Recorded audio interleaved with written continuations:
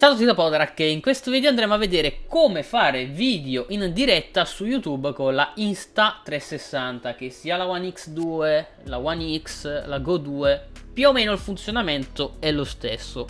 Andremo a utilizzare, tra virgolette, nativamente l'applicazione di Insta360, ma non come vogliono loro, perché come vuole Insta in realtà non funziona benissimo. Quindi cosa facciamo? Accendiamo la nostra telecamera, accediamo all'applicazione.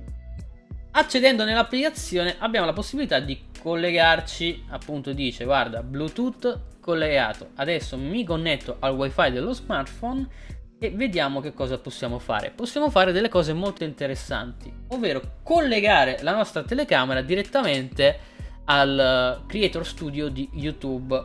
Se faccio play qui, ok, abbiamo la possibilità, come vedete in basso, di premere su dal vivo, ok? Il problema è che se andate a premere dal vivo, questo non va a funzionare correttamente. Per quale motivo? Perché è un po' buggatino, ok? Infatti se voi andate a premere direttamente YouTube dovete fare la connessione al vostro account, ma non sempre funziona.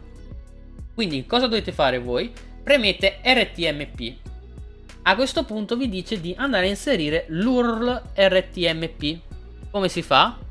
Andate su YouTube, ok?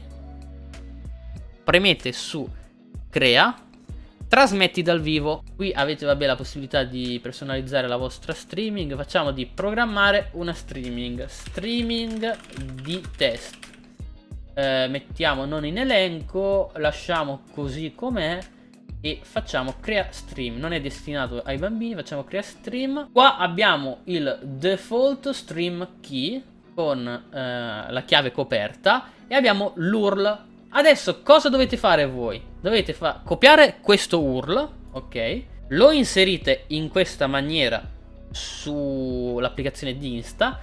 E poi cosa dovete fare? Vedete la key che c'è qui? Avete la possibilità di copiarla, ok? Fate copia. Utilizzate ad esempio Telegram per inviarvi la chiave, per esempio messaggi salvati. Ok? Questo è l'URL completo con key inserita di YouTube. Perfetto? Facciamo su salva. Vabbè, è scritto tutto in cinese. In teoria adesso siamo pronti per andare in live su YouTube. Facciamo dal vivo, quindi avviamo la registrazione. Ok? Teoricamente io tra poco dovrò ricevere dei dati da parte di Insta360. Ecco, qua non sono andato a configurare i valori della streaming, ma guardate un po', connessione eccellente e il nostro software sta già iniziando a trasmettere a 360 gradi. In realtà mi sono dimenticato una cosa, ovvero video a 360 gradi. Mettiamo il flag immediatamente, rielabora qui la streaming. E adesso teoricamente siamo in live streaming con un video a 360 gradi. Facciamo qui in alto trasmetti dal vivo, ok? Trasmetti dal vivo. E come potete vedere siamo in diretta su YouTube con la nostra telecamera a 360 gradi. Semplice, vero? Bastava un URL con il codice. Io ci ho messo 3 ore a capire come funzionasse, spero di avervi aiutato almeno a voi. È molto utile se volete creare dei contenuti un po' particolari su YouTube, molto belli a 360 gradi in diretta.